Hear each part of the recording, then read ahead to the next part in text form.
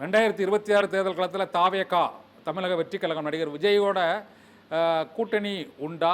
பாரதிய ஜனதா கட்சியோட கூட்டணி உண்டா சார்? கூட்டணி என்ற பேச்சுவார்த்தை எங்களுக்கும் தம்பி விஜய் கட்சிக்கும் இல்லை, இதுகாரம் இல்லை. அதை நாடறியும் எல்லோரும் அறிவார்கள். தமிழக வெற்றி கழகத்தோட கூட்டணி கூட்டணி என்று கூறிக்கொண்டே இருக்கின்றன.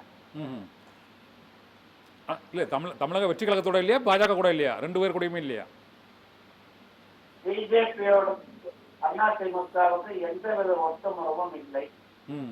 இது தெளிவுபடுத்தப்பட்டு விட்டது. இந்த இயக்கத்தினுடைய பொதுச் செயலாளர் மாண்புமிகு எடப்பாடியார் அவர்களாம். ஓகே, நடிகர் விஜய் தலைமையிலான தமிழக வெற்றி கழகத்தோட கூட்டணி வைக்க வாய்ப்பு இருக்குதா சார்?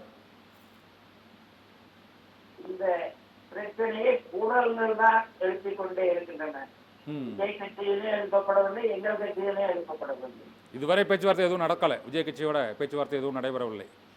இல்லை.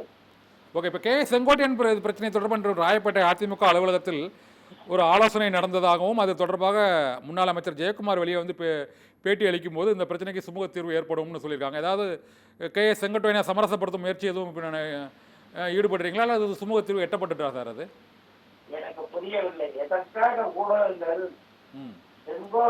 செங்கோட்டையன் என்று செங்கோட்டையன் ஒருவர் தான் அதிமுக, ஒருவர் தான் தமிழக அரசியல் என்று இதை பெரிதுபடுத்துவது வியப்பாக இருக்கிறது. அது ஒரு பிரச்சனையே இல்லை, உதாசீனப்படுத்தப்பட வேண்டிய ஒன்று.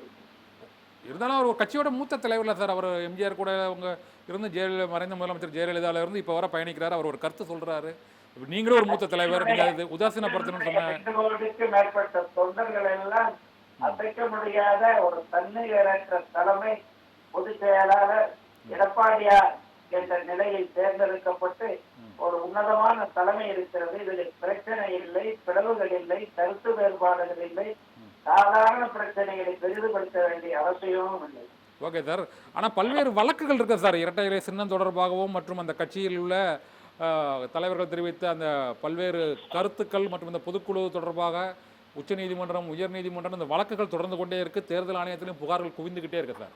நீங்க ஒரு அதிருப்தியுமே இல்லைங்கிறீங்க, ஆனால் இவ்வளவு பிரச்சனைகள் இருக்குது.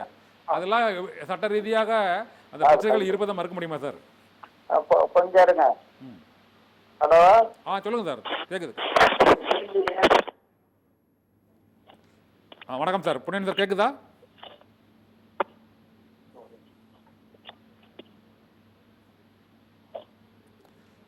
இந்த அதிமுகவில் ஏற்பட்டுள்ள பல்வேறு அதிருப்தி மற்றும் வழக்குகள்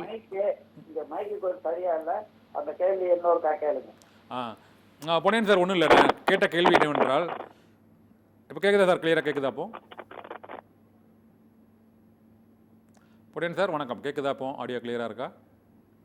அந்த கேள்வி இன்னொரு தடவை கேட்குறேன்.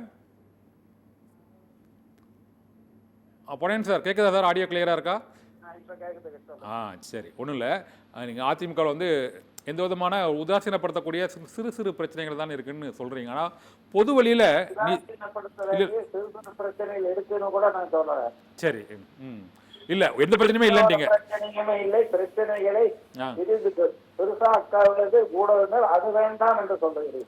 ஊடகங்கள் பெருசாக்கிறது சொல்றீங்க. ஆனா நீதிமன்றங்கள் இருக்கக்கூடிய வழக்கு, தேர்தல் ஆணையத்தில் இருக்கக்கூடிய புகார்கள் மற்றும் பொது வழியில் இது போன்ற நிகழ்ச்சிகளில் முக்கிய தலைவர்கள் புறக்கணிப்பது, இது எல்லாம் உங்களுக்கு, நீங்கள் மூத்த தலைவரான உங்களுக்கு தெரியாதது இல்லை.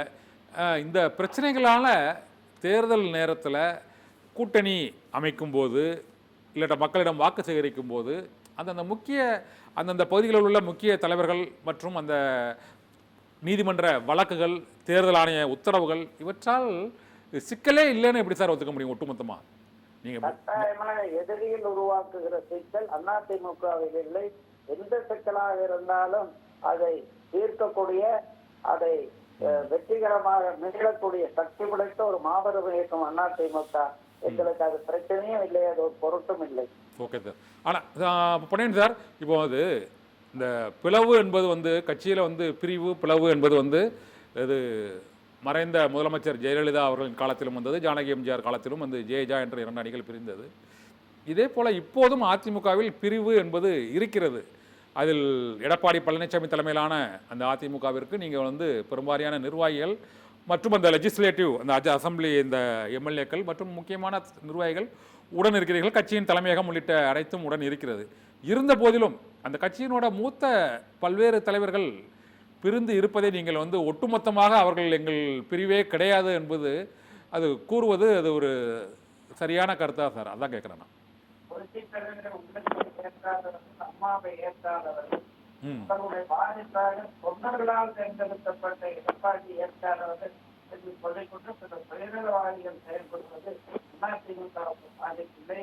அதிமுகவை அசைக்க முடியாத ஒரு ஏற்றமோடு தப்பு ஆதரவை பெற்றிருக்கிற எடப்பாடிகள் தலைமையில் என்கிற ஒரு உன்னத இயக்கம்.